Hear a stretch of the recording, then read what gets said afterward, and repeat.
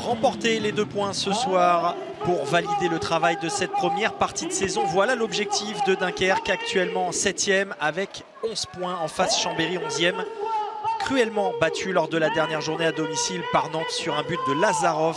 Veut profiter des 2 matchs de coupe où ils se sont relancés pour confirmer et garder cette confiance pour enfin s'imposer en championnat.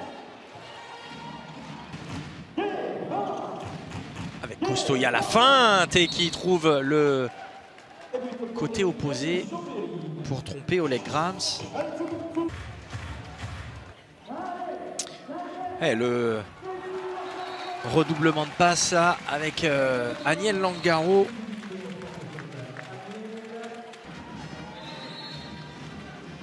Oh, le tir largement au-dessus de Florian Billan. C'est 2 arrêts sur 12 pour le duo Bellassène-Grams. Il va falloir aussi que les gardiens dunkerquois entrent en chauffe pour faire pencher la balance du côté nordiste. Taboada qui cherchait Mathis Cholesnik, encore une fois la mésentente, et ça va aller très vite avec Alejandro Costoya qui va inscrire ce 15e but pour Chambéry, l'Espagnol.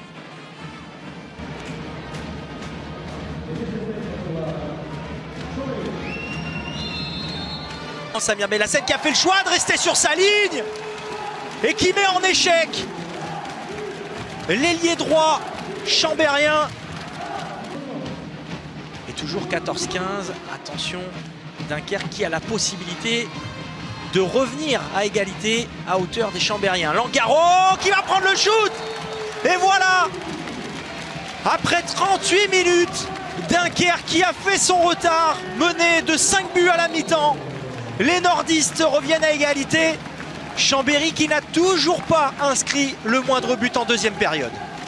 On prend les mêmes, on recommence. Bellassène, cette fois-ci qui monte.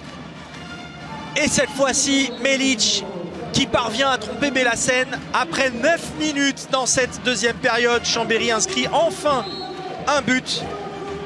Ce match va être vraiment serré jusqu'au bout.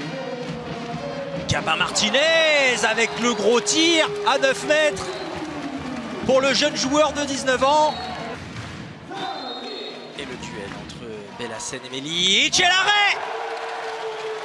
Le 2e arrêt sur 3 tentatives de Faroudine Melic. Cet homme est en train clairement de maintenir son équipe à flot. Martinez qui va tirer tout en puissance, le bras lourd de ce jeune homme qui régulièrement fait de bonnes rentrées. Et Dunkerque qui va avoir la possibilité de passer devant. Et c'est le cas avec Jan Juresic qui permet à Dunkerque, après 53 minutes de jeu, de passer devant au tableau d'affichage. Oh, la passe sautée pour Alexandre Trita qui permet à Chambéry de repasser devant au meilleur des moments.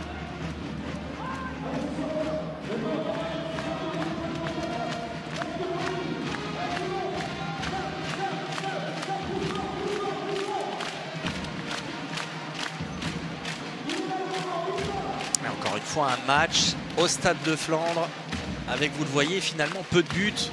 43 inscrits, 58 minutes de jeu. Langaro, la glissade, mais Martinez qui récupère le ballon à une main pour venir tromper Yann Gentil.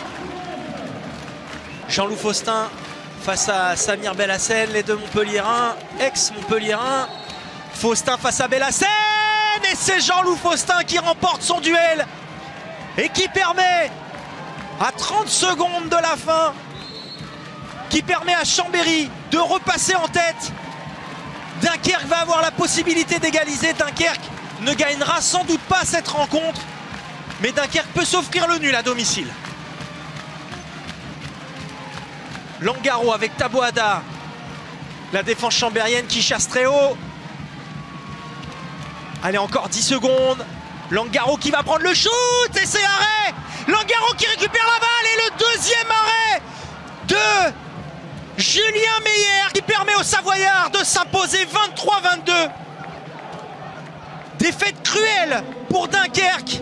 C'est un match une première mi-temps bien maîtrisée, une deuxième un peu plus folle. Voilà, Dunkerque a voulu remettre de l'agressivité défensive, ils ont essayé d'enflammer un peu le match et voilà, ça.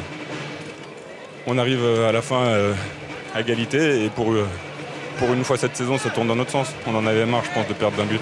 À chaque fois, c'est la même chose. On fait juste 30 minutes, on joue bien 30 minutes. À chaque fois, c'est comme c'est le même jeu. On attaque toujours, on n'arrive pas à bien définir les buts. On ne marque pas des buts. Défensivement, c'est toujours pas mal. Samuel était très bon. Par contre, l'attaque, c'est toujours compliqué. Et il faut beaucoup progresser parce que la deuxième partie de saison, ça va être très compliqué.